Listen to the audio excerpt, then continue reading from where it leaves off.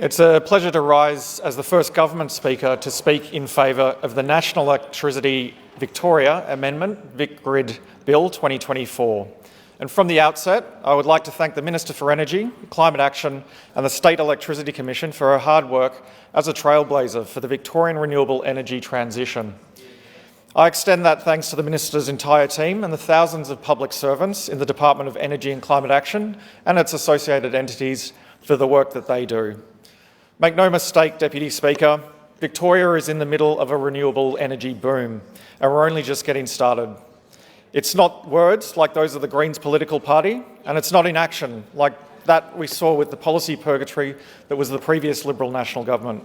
It's with real action that only Labor governments deliver. As the Minister for Energy, Climate Action and the SEC recently highlighted in this place, Victoria has already slashed our emissions by almost a third since 2005, while our economy has grown by 42% over that same period.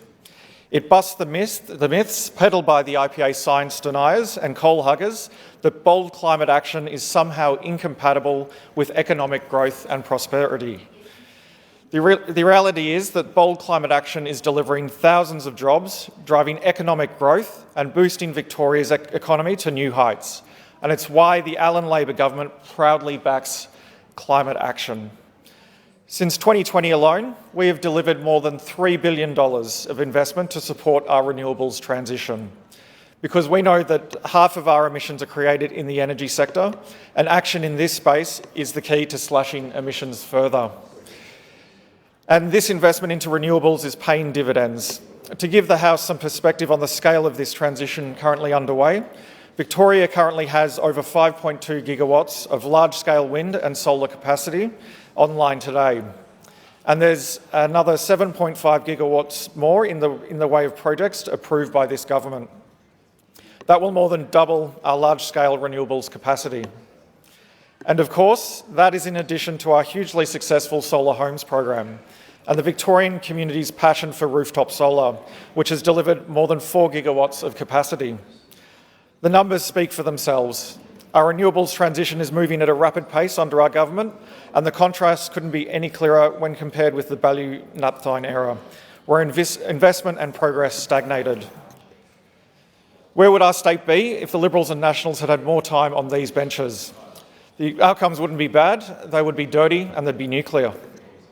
But thankfully, we have a progressive Labor government that is taking our renewables transition to the next level, with 30% of Victoria's electricity needs sourced from renewables, compared with 10% or so when we came to government. From next year, all Victorian government electricity needs will be sourced from renewables, everything from schools, hospitals, public transport, and even the electricity in this place.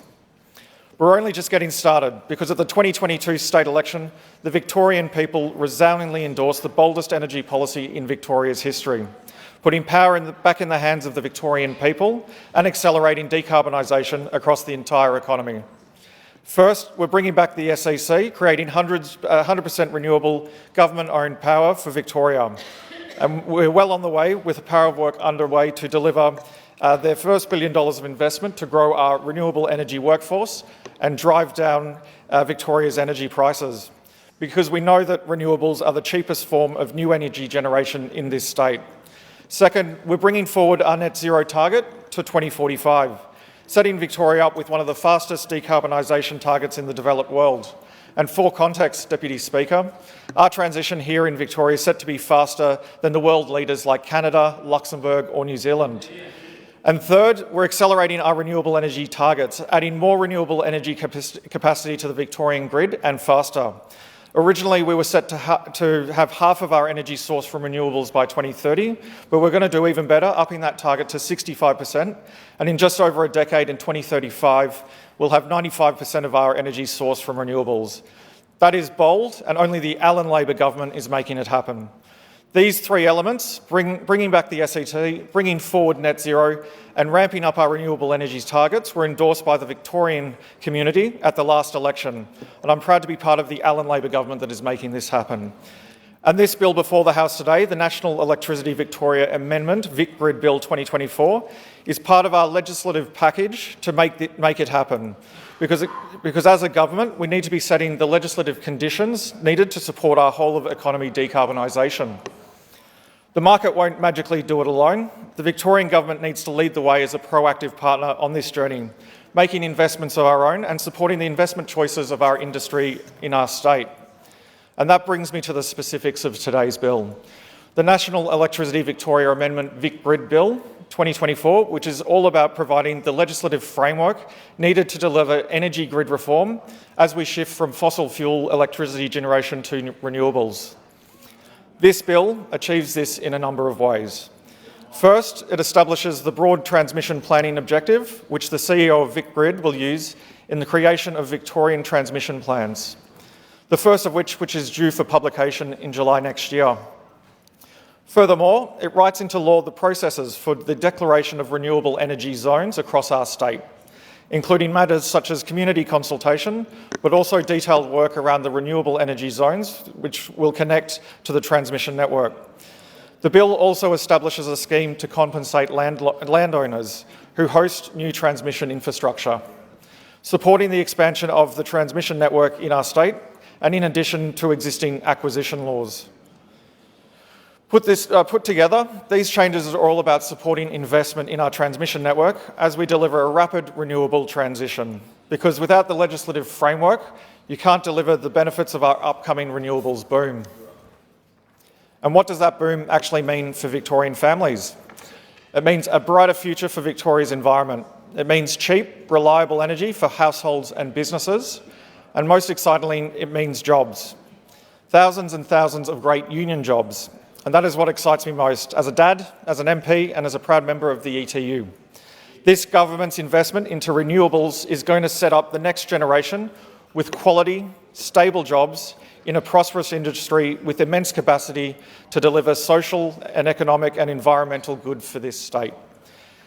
It's set to create 59,000 jobs over the coming years and decades. That won't just change the individual lives, but it's about improving outcomes for families and indeed our entire Victorian community, in the city and indeed in the mighty regions. We hear a lot in this place from those opposite about how renewable transition is somehow harmful for folks in the regions, the supposed blight of solar and wind on the landscape, the apparent city-centric focus of our government, but it couldn't be further from the truth. On this side of the House, we are proud to have so many regional and rural MPs who were resoundingly endorsed at the last election, and even city MPs with rural and regional lived experience, myself included. As a Geelong boy raised on a farm in Meredith, in the member of Eureka's beautiful part of the world, I remember fondly and can still see the beautiful views from outside our window of the Golden Plains wind farm. I took comfort in knowing that the Labor government is investing in a brighter future with local jobs, investment in the regions and indeed a cleaner world for our next generation. Regional and rural Victorians see the benefits. It's why they resoundingly endorse this government's bold climate action agenda over the rhetoric and the supposed voice of the country in the Nationals and the Liberals. And I'm so proud of the government's commitment to real action in this space. Not nuclear energy or fossil fuels, and from those wishing to make Victoria a climate pariah. This VicGrid bill is an important step to continuing our nation-leading journey to net zero, setting Victoria up for a sustainable expansion of our transmission network as we bring thousands of new projects online. And it's for that reason, and for so many more, that I commend the bill to the House.